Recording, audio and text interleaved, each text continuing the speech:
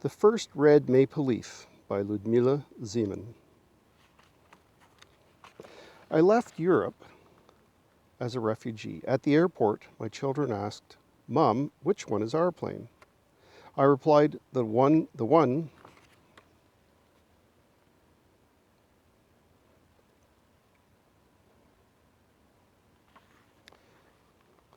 The First Red Maple Leaf by Ludmila Zeman. I left Europe as a refugee. At the airport, my children asked, "Mom, which one is our plane?" I replied, "The one with the big red maple leaf painted on it."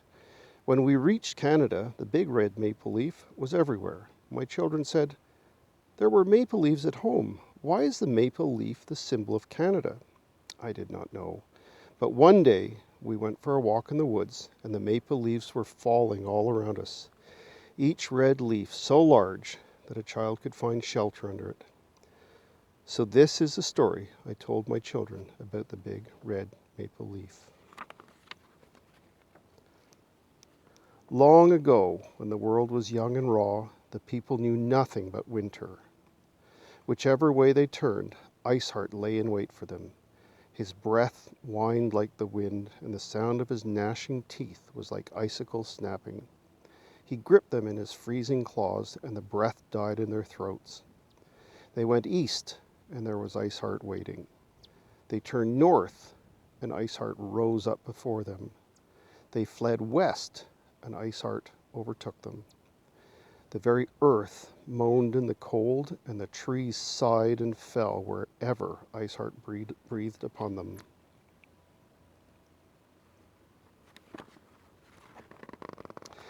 As one tree dropped frozen and dead in the snow, Branta the goose lay trapped beneath it. A child of the people ran to gather up the goose, thinking, "Here is food." But Branta cried, "Spare my life, and I will lead you to safety." Then the boy set the goose free.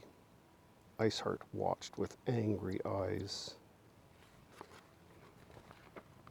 The gray goose flew first at Iceheart, covering his eyes until the boy fled. Then she flew south, calling, "People, follow me." So the people ran south, where the goose had led them, and at last they came upon a forest of tall trees with leaves as red as the setting sun.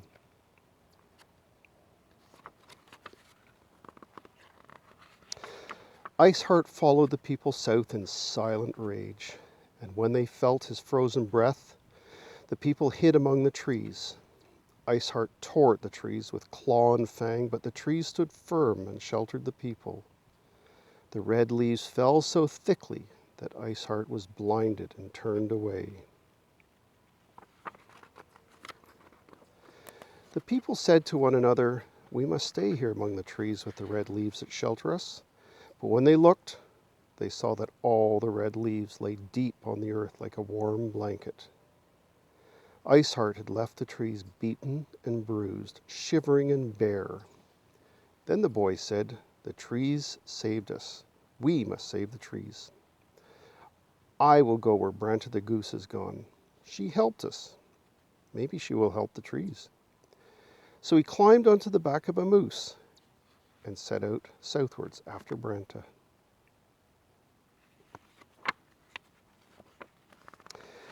It was a long, daring journey through the howling winds and blowing snow, but at last the boy and the great moose came to a land where the sun was mild and Iceheart was left far behind. There, swimming in a lake with her goslings, was Branta the goose.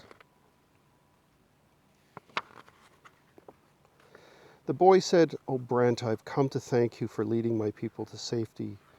We hid among trees that gave up their leaves to hide us and shelter us. May I ask your help again? How can we save the trees?" Branta the goose said, "Leave your friend here to rest and mind my children, and climb up on my back." And with the boy on her back, Branta the goose flew south towards the sun. At last they came to a land more beautiful and full of color than the boy had ever seen, a land where the trees were always green, and so filled with bright singing birds that the boy could not tell birds from leaves. Branta the goose called the birds to her and told them of the trees in the north that had lost their leaves.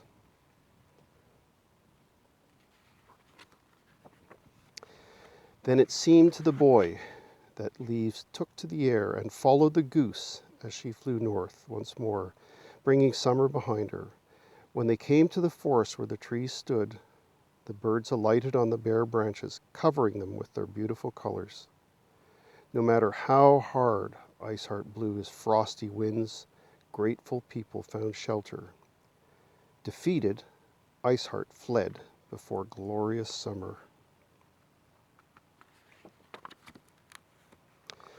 But we cannot stay here always, said Branta the goose. In winter, we must fly south once more. But never fear, for all time, winter and summer will take turns, and the leaves will always come back.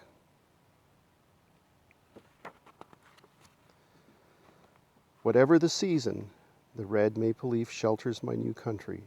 For me, it represents a sense of safety I felt when I first came here with my family. And that was the first Red Maple Leaf by Ludmila Zeman.